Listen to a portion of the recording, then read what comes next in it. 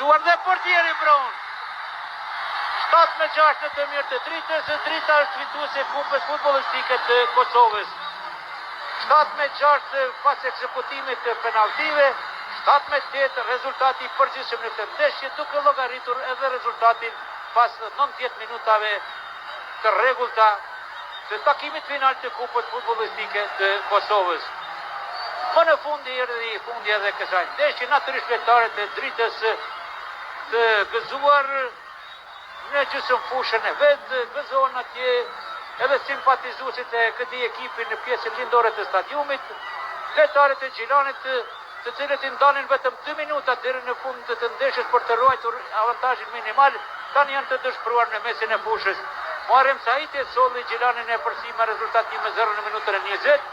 Lumnica barazoi rezultatin në minutën e 88 dhe pas ekzekutimit të penaltive, Drita arriti të fitoj kupën futbollistike të Kosovës, sepse në serin e 7 Hodaj nuk qej suksesshëm, portieri Zeqiri mbrojti gjuajtjen e tij, kështu që i solli ekipit të tij të them kupën futbollistike të Kosovës, natyrisht duke llogaritur edhe të gjithë kontributin e bashkëtarëve të tij gjatë 90 minutave dhe të bashkëtarëve të tjerë, të cilët ekzekutuan penaltitë në mënyrë jashtëzakonisht të saktë.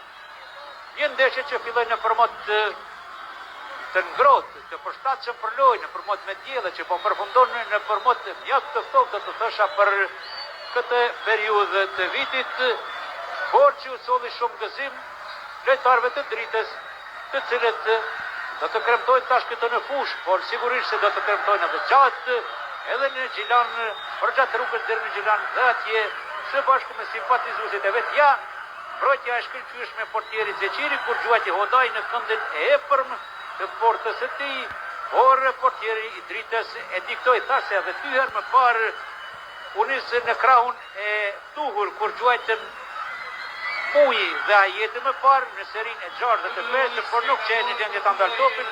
Dhe ja, tash me ndërhyrje të shkëlqyeshme, serinë e 6 Hodaj nuk arriti ta përfundojë me sukses dhe rezultati pas ekzekutimit të penaltive ishte 7-6 në të mirë të Dritës. Rezultati i përgjithshëm 7-7 në këtë ndeshje. Ja, regjisori ynë përsërit edhe një herë këtë ndërhyrje të shkëlqyeshme të Zeqirit dhe tani me mikrofon në fushë është kolegu Agim Kasafoli, i cili do të bisedojë me kryetrajnerin e Dritës.